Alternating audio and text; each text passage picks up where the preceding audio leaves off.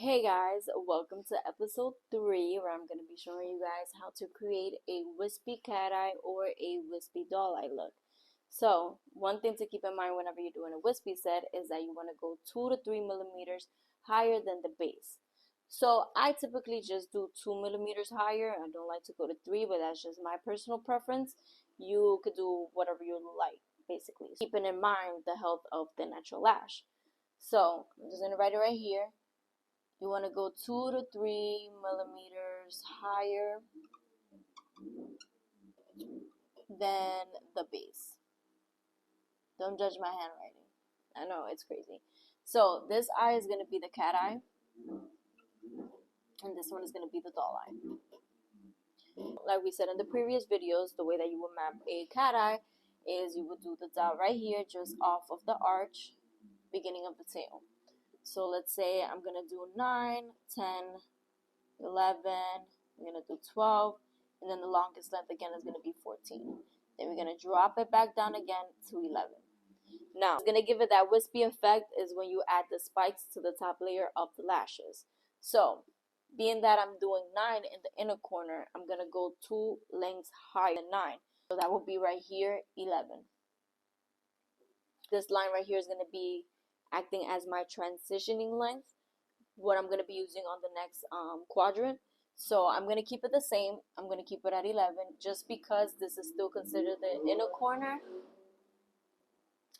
Just because this is still considered the inner corner, and I don't want to go above 11 millimeters just for the health of the natural lashes. Now that I'm getting to 10 mm, I'm going to do 2 millimeters higher, so it's going to be 12. Incisioning length is going to be 12 as well. We're moving on to 11. You can either do 14 or you could do 13.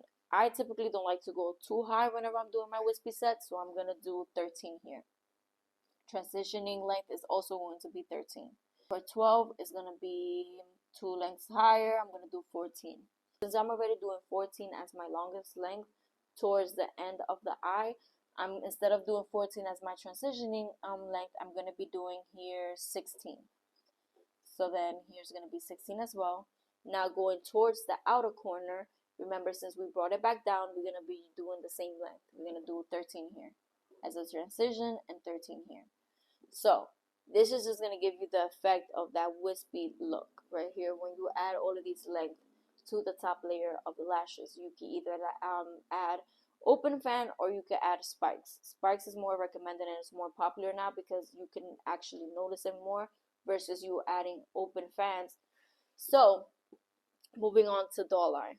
Since we did in the previous video, we're gonna do 1 dot here and 1 dot here. This is gonna be the center of the eyes. Now we're gonna do the mapping 9, 10, we're gonna do 11, and then here's gonna be 12, and then we're gonna drop back down to 11, 10, and 9. Again, keeping the same idea that we're doing 2 millimeters higher than the base. So since we did 9, we're going to do 11. Transitioning length is going to be 11.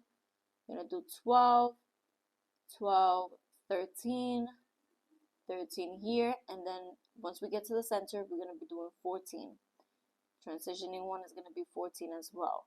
So right here we're at 11. I'm going to do 13, 13 the transition, 12, 11. So here you have it. This concludes my little lash mapping series. I do offer a 101 lash mapping course. It's more of a refresher course, so you do need to have your certificate already and present that whenever you book for the class. I also offer many other courses for beginners, so just send me a message or you can email me asking me more information about my courses. So yeah, thank you guys for watching. Let me know what you thought about this little mini series, and if I should start another mini series on something else, let me know. Thank you. Bye.